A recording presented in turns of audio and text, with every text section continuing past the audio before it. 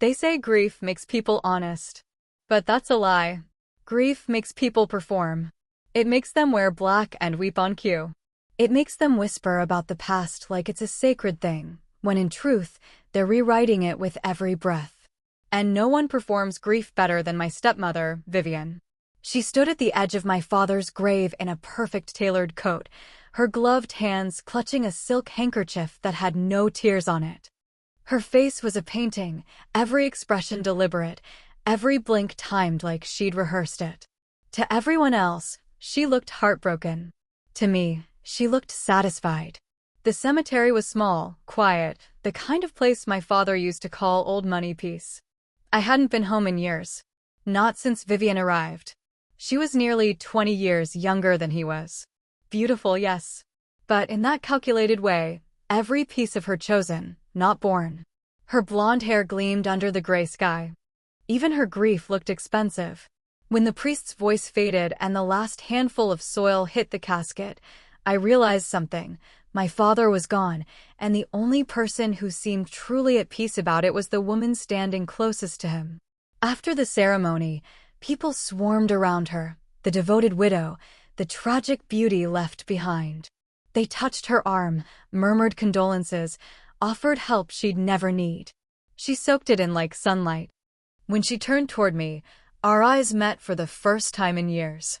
Her expression softened instantly, like flipping a switch. "Isabel," she said, her voice trembling just enough to sound human. "I'm so glad you came. I smiled the way you smile at a snake when you're barefoot in the grass. I wouldn't have missed it." She reached for my hand. Her glove brushed against my skin, smooth and cold. "I know things were strained," she said, lowering her lashes. "But your father always wanted us to be close." I let the silence stretch. "Did he?" She blinked, caught off guard, then smiled again, smaller, tighter. "Yes, of course he did." It was strange, standing there beside her. I could smell her perfume, light, floral, familiar. It was the same brand my mother used to wear. I wondered if my father noticed that when he first met her. Or if that was the point. She led the way back toward the house, his house, where the reception was being held. The estate looked almost identical to how I remembered it, except for the flowers. My mother's roses were gone. In their place were sleek arrangements of lilies and white orchids, delicate but sterile. Vivian's touch was everywhere. The portraits had changed too. In the main hall, the oil painting of my father and me fishing on the lake was gone, replaced with a photo of Vivian and him, laughing over champagne at some gala I'd never been invited to. It was strange seeing a lifetime erased so cleanly. When I stepped into the living room, I felt dozens of eyes on me. My father's old colleagues, our family lawyer, people who'd known me as a child but looked at me now like I was a guest. Vivian had made sure of that. She floated through the room like a hostess, not a widow. Every word, every glance curated. And I watched her, quietly cataloging every move. That's when I saw him, Daniel Mercer, my father's attorney, standing near the piano. He looked uncomfortable, tugging at his tie, eyes darting toward me. When he finally caught my gaze, he nodded slightly, a small, almost imperceptible warning. Something was off. After the guests began to leave, Vivian cornered me in the study. The door closed behind her with a soft click. "I wanted to speak with you before tomorrow," she said, settling into my father's chair like it belonged to her. "About the will." Her tone was gentle, but her eyes were bright, sharp. "I think it's best if we handle things privately. I wouldn't want any confusion." "Confusion about what?" I asked. She folded her hands. "Your father's wishes. He wanted to make sure everything was secure." I frowned. "Secure how?" Vivian sighed, as if it pained her to say it. "He left the estate to me, Isabel. The house, the accounts, everything tied to his name. He thought it would be easier that way, less complicated." For a moment, I thought she was joking. Then I saw the faint curve of her lips. "That doesn't sound like my father," I said. "Grief can cloud memory," she murmured. "But I assure you he was very clear. You'll receive a small trust, of course. Something to honor your place in his life." Her words hit me like cold water. Your place in his life. I wanted to speak, to argue, but all that came out was a single, quiet sentence. You rewrote him. She tilted her head. Excuse me? I met her gaze. You rewrote who he was. You turned him into someone who'd forget his own daughter. Her smile didn't falter. Isabel, I know this is hard for you. But I loved your father. Everything I did was for him. The worst part? She almost sounded like she believed it. That night, I walked through the house alone. The halls were dim, quiet, except for the faint ticking of the grandfather clock my father used to wind every Sunday morning. The scent of his cigars still lingered faintly in the study. But everywhere I looked, there were traces of her instead, her framed photos, her flowers, her perfume. I stopped in front of the fireplace where my father's ashes now rested in a marble urn. And for the first time, I whispered to him, I know you didn't do this. Not really. I'll find out what she did. I promise. The next morning, the will was read in the lawyer's office. Vivian sat beside me in black silk, dabbing her eyes with a tissue she didn't need. Daniel cleared his throat, adjusting his glasses. His hands trembled slightly as he unfolded the papers. He read through the formalities, the language of estates and trusts, the polite detachment of the law. And then he said the words I'd been dreading. To my beloved wife, Vivian Morgan, I leave the Morgan estate, all associated assets, accounts, and holdings. The rest blurred together. When it ended, Daniel wouldn't meet my eyes. Vivian squeezed my hand, a gesture for the audience. I hope this doesn't come between us, she whispered. I turned to her, meeting her perfect smile. Oh, I said softly, it won't. Because it wouldn't. It would destroy her instead. She just didn't know it yet. And that night, as I sat in the guest room, the only one left untouched by her renovations, I opened my father's old desk drawer and found something small tucked behind a stack of unpaid bills. A voice recorder. I pressed play, and his voice filled the room. My father's voice was faint, rough around the edges, the way it always got when he was tired. Memo for Thursday. Vivian insists the orchids go in the foyer. I told her your mother preferred roses, but she said roses are outdated. A soft laugh followed, not the kind I remembered, though. It sounded small, weary. Then another pause, papers shuffling. She's been talking about changing the estate deed again. Says it'll make things simpler. I don't see why she cares so much about paperwork, but I'll humor her. It's easier than arguing. Click. Silence. I stared at the recorder, my heart pounding so hard I could hear it echo in my ears. It wasn't proof yet, not really, but it was a beginning. He knew. Maybe not the full extent, but he'd started to notice. I rewound the tape and played it again, this time listening not just to his words, but to the pauses, the hesitation. The way his voice dropped every time he said her name. Vivian. Even hearing it on tape made my stomach turn. I searched the drawer again. There were 2 more cassettes inside, each labeled in my father's neat handwriting, week 4, week 7. His way of keeping thoughts organized. When I pressed play on the second one, his tone was different, quieter, uneasy. Vivian doesn't like me going into town alone anymore. Says it's bad for my blood pressure. I think she's worried I'll run into Isabel. She doesn't say it, but I can tell. Every time your name comes up, she changes the subject. There was a long pause. I could hear him exhale. I miss you, sweetheart. My throat tightened. I didn't realize I'd been crying until a tear hit the tape deck. He hadn't forgotten me. He'd missed me. He'd seen through her, even if he didn't have the strength to fight it. And maybe, just maybe, he tried to warn me. The next morning, I left the estate early, before Vivian woke. Her assistant, a thin, nervous man named Eric, nodded stiffly as I passed. I smiled back like nothing was wrong. I drove to the town library, the same one I'd visited as a child. The archivist still remembered me, Isabel Morgan, the little girl who read too many mystery novels.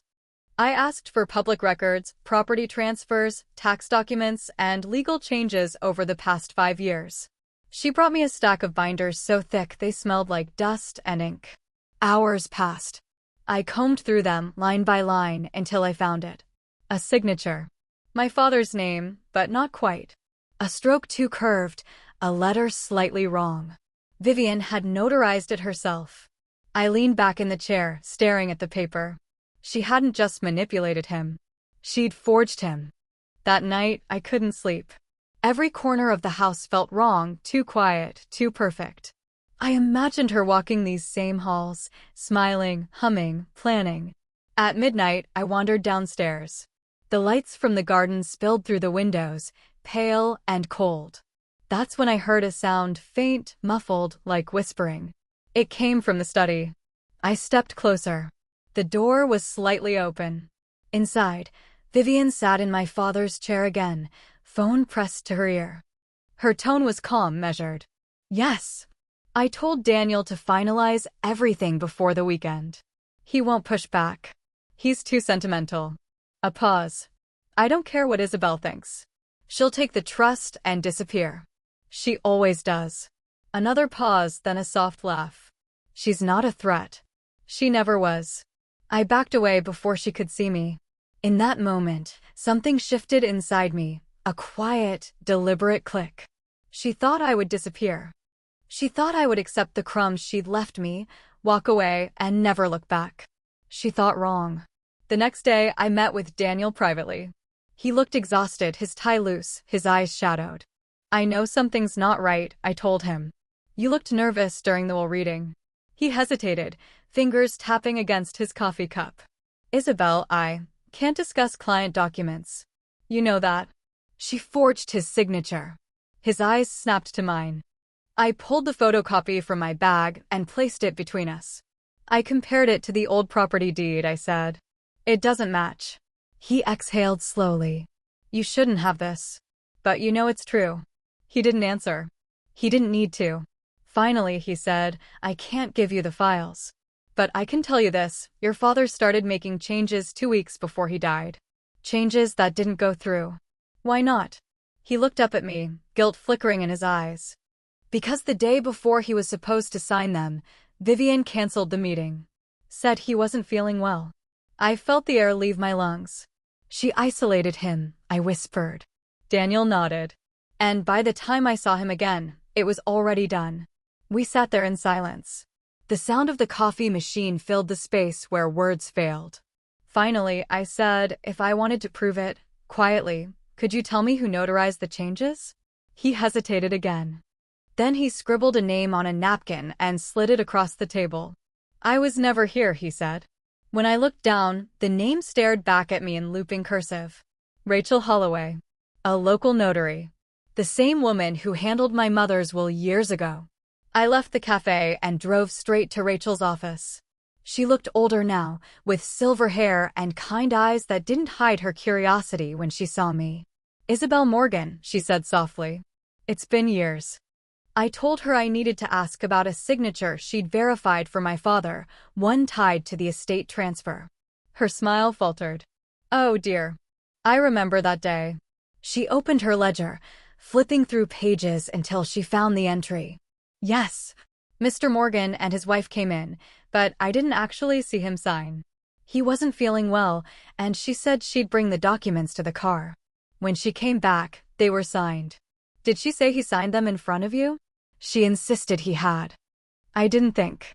She stopped, eyes widening as she realized. Vivian, I said quietly. Rachel's voice dropped. Isabel. I'm so sorry. If I'd known. I shook my head. You couldn't have. By the time I left, the truth was no longer a whisper, it was a scream behind my ribs. She'd stolen everything. My father's trust, his estate, his dignity. And now she thought she'd buried the evidence with him. But she'd forgotten something. I wasn't my father.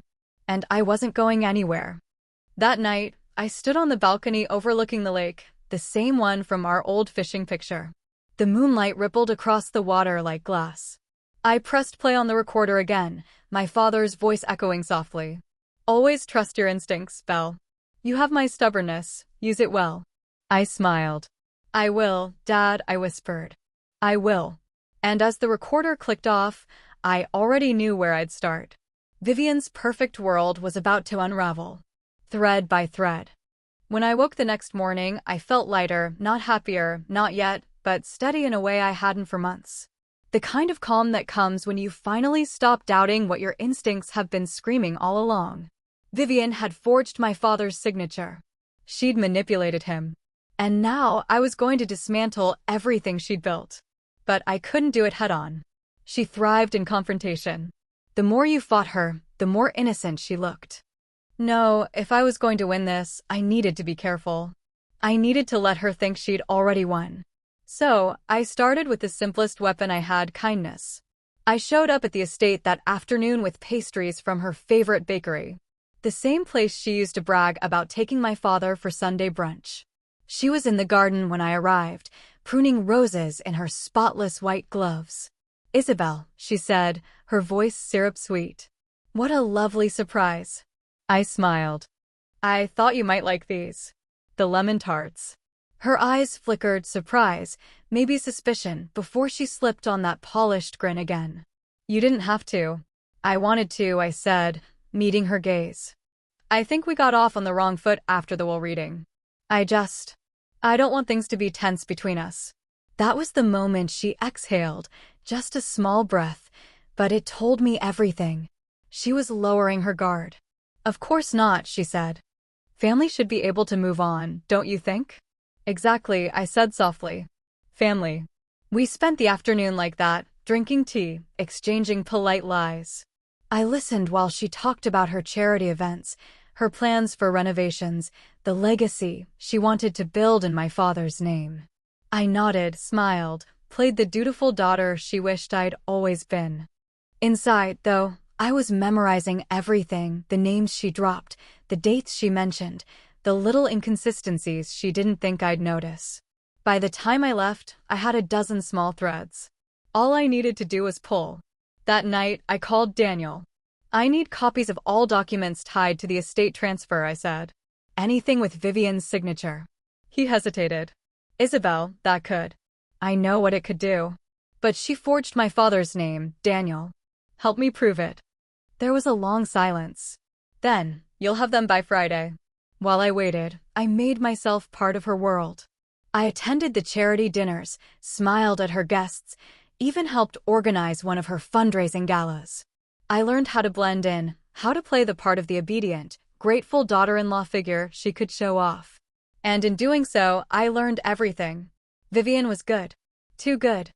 Every donation she made, every speech she gave, all of it was carefully crafted to build her reputation as the devoted widow who carried on her husband's dream. People adored her, trusted her, which made what I was about to do even sweeter. Friday came. The documents arrived in a manila envelope, delivered to a P.O. box I'd set up under another name. I spread them out across my desk, comparing each one against my father's old letters, his journals, anything with his handwriting. And there it was again, the curve of the R, the tilt of the M. The small, subtle deviations that only a daughter would notice. Vivian hadn't even tried to hide it well, because she never thought anyone would look. I needed one final piece, the bank transfer logs.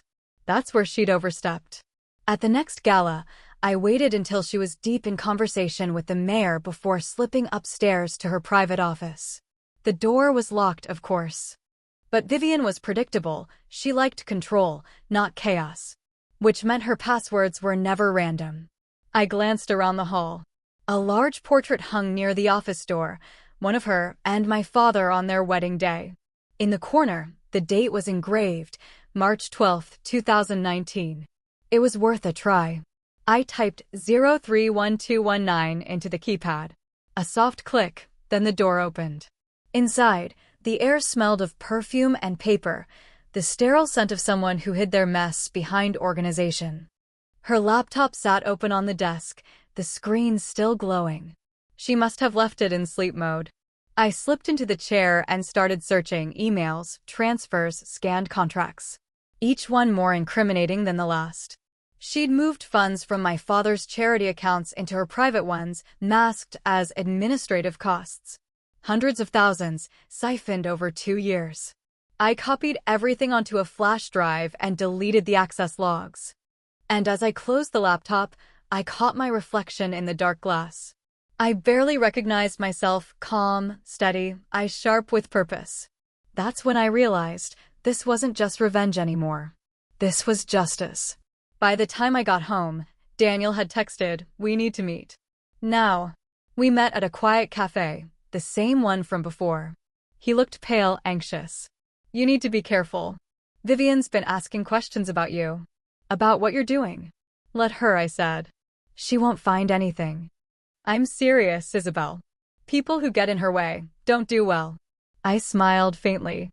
"Then I guess she's finally met her match." I slid the flash drive across the table. "Everything's here. The forged signatures, the bank transfers, even her correspondence with the accountant she bribed." He stared at it like it was a live grenade. "You're going to destroy her," he said quietly. I met his eyes. "No, Daniel. She destroyed herself. I'm just turning on the lights."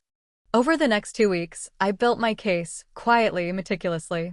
I documented every transfer, every falsified record, every manipulation of my father's accounts.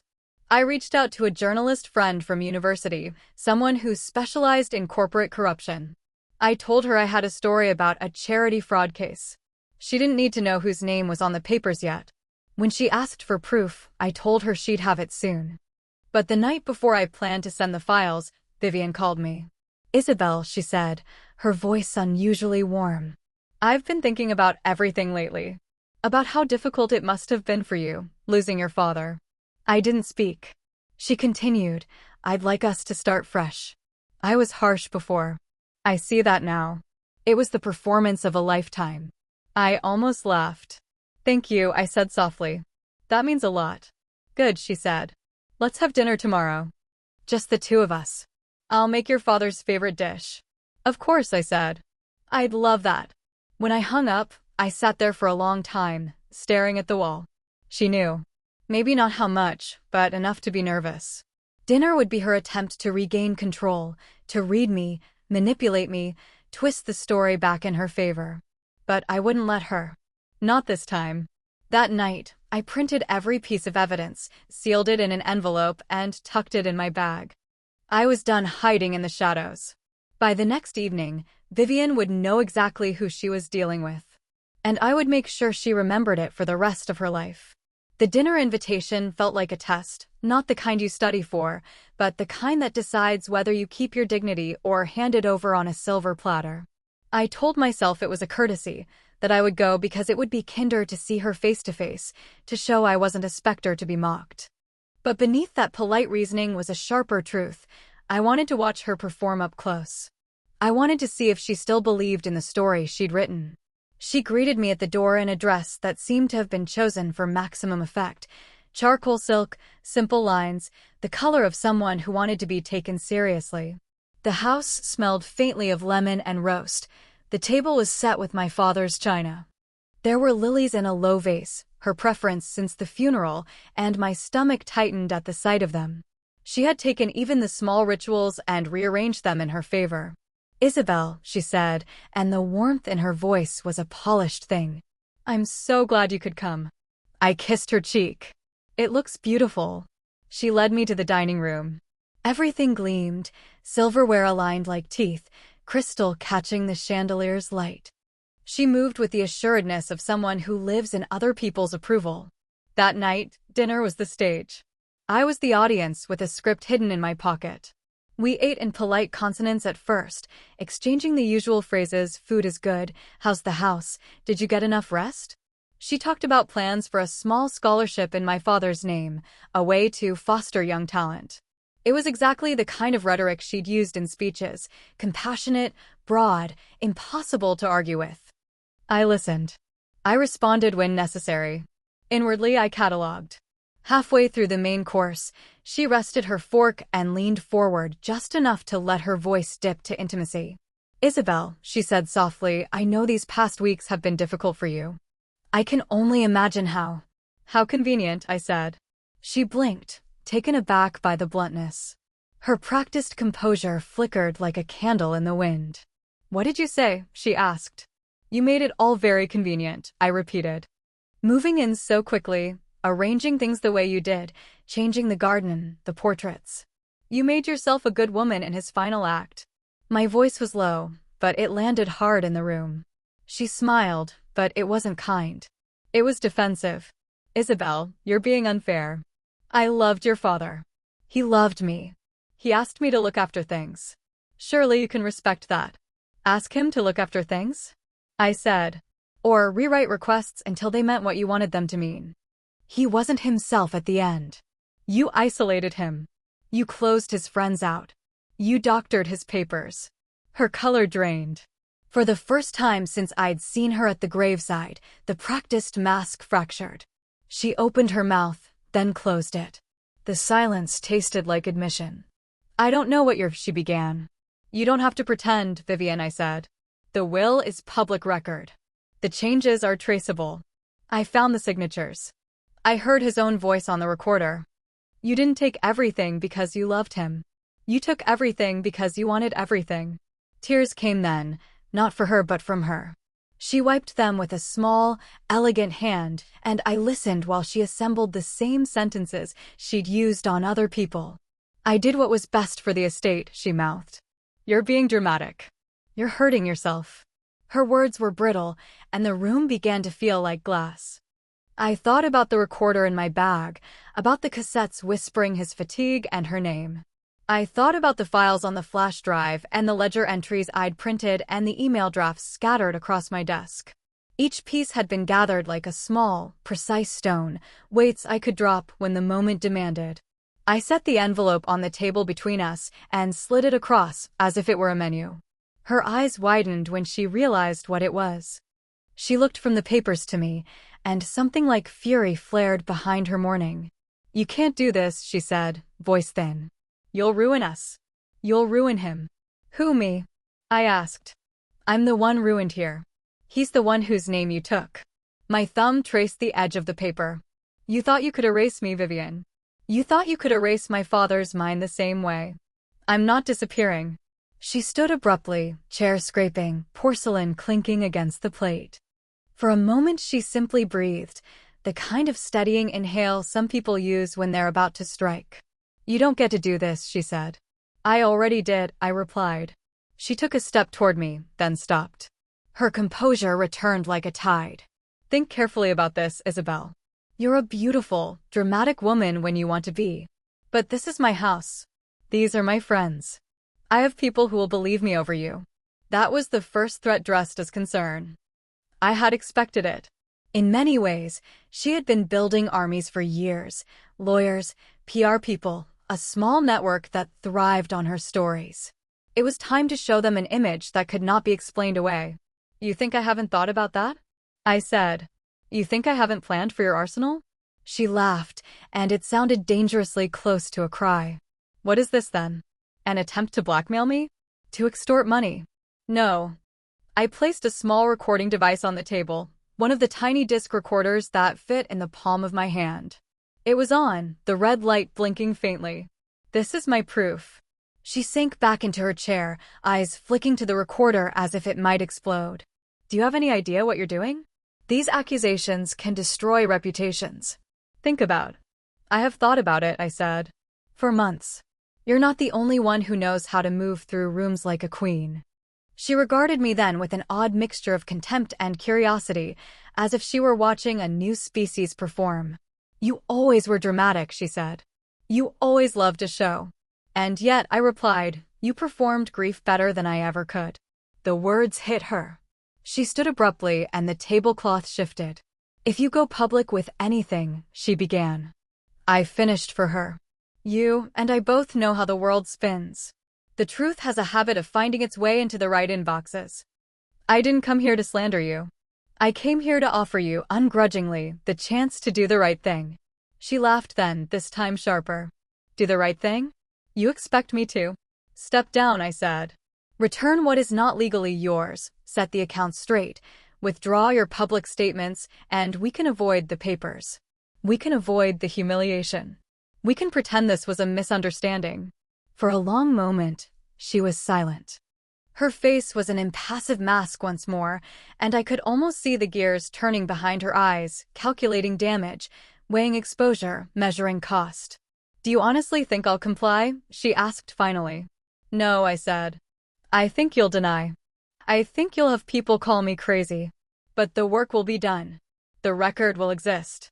And when people like Daniel and Rachel and the archivists start comparing notes, there won't be a narrative you can easily smooth over. She closed her mouth like a trap. Then, in a voice that had none of the tremor she'd used earlier, she said, "You'll regret this." "You were always good at telling people what to fear," I said. "You were never as good at telling them how to live." She stormed from the room then, no more polished voicings, no more porcelain gestures, leaving me alone with the ticking of the clock and the quiet list of what had to be done. Her footsteps retreated down the corridor, and I felt a small, steady thrill the way you might feel when a wound finally scabbed over. The work had started. That night I sat at my father's desk and mapped the plan the way he'd taught me to map his boats, carefully, with routes and contingencies. I made lists of who to speak to, what documents to produce, and who needed only a nudge to look closer. I thought of Rachel Holloway, the notary who'd confessed confusion. Of Daniel, who'd admitted to sensing something amiss. Of the archivist with her stack of binders. Each person was a pivot. Each document a wedge. There would be dinners to attend, charities to sit through, people to meet with smiles on my face while I cataloged their loyalty. I would move through Vivian's world with the same calm I had used in the study, handing over proof like a slow leak that eventually flooded the room.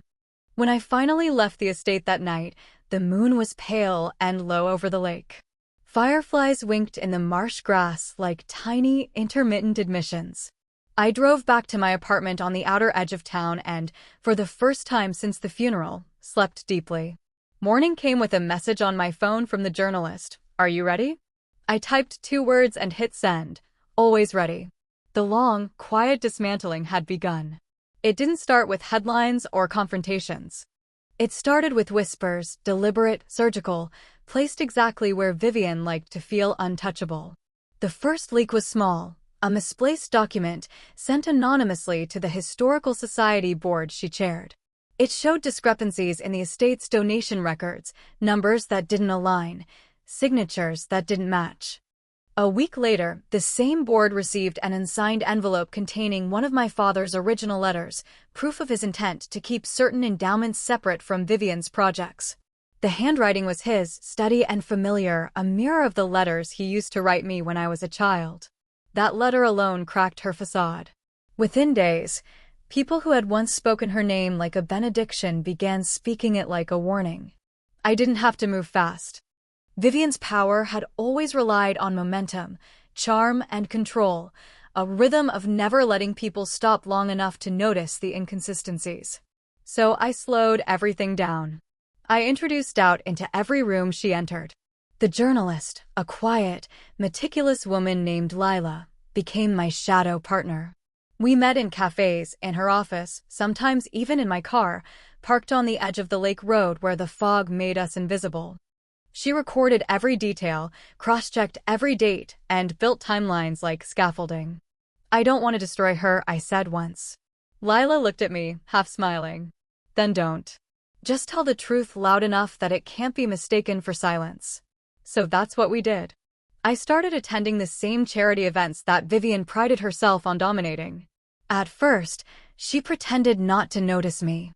But I saw the stiffness in her shoulders whenever she caught my reflection in the glass. She'd lean closer to her allies, whispering, smiling, spinning narratives about my instability. It was almost funny, watching her deploy the same strategies she had once used to charm my father. Only this time, the rooms were different. The people she trusted most were already questioning her. The first Real crack appeared during a benefit gala in early spring. The theme was legacy and light ironic in hindsight. I arrived in a black dress my mother had once worn, a deliberate contrast to Vivian's usual white ensembles. When our eyes met across the ballroom, I held her gaze until she looked away. Halfway through the evening, the event director, an old acquaintance of my father's, approached her with a puzzled expression, holding one of the donation reports. The color drained from her face. She recovered quickly, smiled, smoothed it over, but I saw it, the fear blooming behind her eyes. That night, Lila's article went live. It wasn't an exposé, not yet. It was an exploration of estate management practices, the risks of influence, and the importance of transparency. Vivian's name was mentioned only once, but it was enough. Her veneer of perfection had been punctured, and everyone smelled the blood in the water. Over the next month, she began to unravel. Slowly, quietly, beautifully. Her calls went unanswered by people who once begged for her attention. Invitations stopped arriving. Her smile became tighter, her eyes darker. The charm she wielded so effortlessly began to look like desperation. And I stayed silent. It wasn't about triumph. It was about equilibrium, about letting her feel the weight of what she had done to others. Every time I saw her, she seemed smaller, thinner, as if she were folding inward. But it wasn't enough yet. Because power like hers doesn't die with embarrassment. It dies when people finally see it for what it is, manipulation wrapped in grace. That moment came sooner than I expected. It was a sunny afternoon when the lawyer called. He had been my father's counsel years ago, kind, reserved, one of the few people who'd treated me like more than the grieving daughter. "Isabel," he said, "Vivian's asked to meet." I paused. "Why?" She didn't say, but she sounded cornered. When I met her, she looked nothing like the woman I remembered. Gone was the careful poise, the immaculate perfection. Her hair was unstyled, her eyes red-rimmed. She gestured for me to sit. "I know what you've been doing," she said softly. "And you win. Is that what you wanted to hear?" I said nothing. She leaned forward. "Do you have any idea what you've cost me?" "Yes," I said. "Roughly what you cost everyone else." Tears welled up, but they didn't move me. I'd spent too long being the one who wept while she spoke in measured, comforting tones. "Why?" she whispered. "You could have talked to me. We could have fixed this." I laughed quietly, bitterly. "Talked? You mean the way you talked to my father? The way you talked him out of his will, out of his friends, out of himself?" She closed her eyes. "You don't understand, Isabel. He was slipping. He didn't want to deal with it anymore. I made sure his name would mean something." "No," I said. "You made sure yours would." She sat back, exhausted. "So what now? You've told your story. You've shown them their saint isn't perfect. What's left?" I thought about that for a moment. "Closure," I said. "The kind that doesn't need forgiveness." She nodded once, as if she understood. Maybe she did, in her way. Then she stood and walked toward the window, her reflection fractured by sunlight. "You'll regret it," she murmured. "I already did," I said. "For years. Now I just remember." I left her standing there, surrounded by the same silence she'd once used as a weapon. The following week, she resigned from the foundation. Officially, it was for health reasons. Unofficially, everyone knew better. Her house went up for sale that summer. The press moved on. Lila's next article was about resilience, about women who reclaim stories written for them by others. She dedicated it to the daughters who choose truth over inheritance. When I read that line, I cried for the first time in months. Not because of grief, but because I finally felt my father again, not as a ghost haunting the estate, but as the steady hand that had taught me how to read the currents beneath calm waters. Vivian disappeared after that. Some said she moved to the coast, others that she left the country. I didn't care. The house became a heritage property, just as my father wanted. His paintings now hang in the local museum, each one signed with his looping script, untouched, unaltered. Sometimes I stand in front of them and imagine him beside me, smiling quietly. The revenge was never loud. It was never cruel. It was balanced, exact, like a tide returning to shore.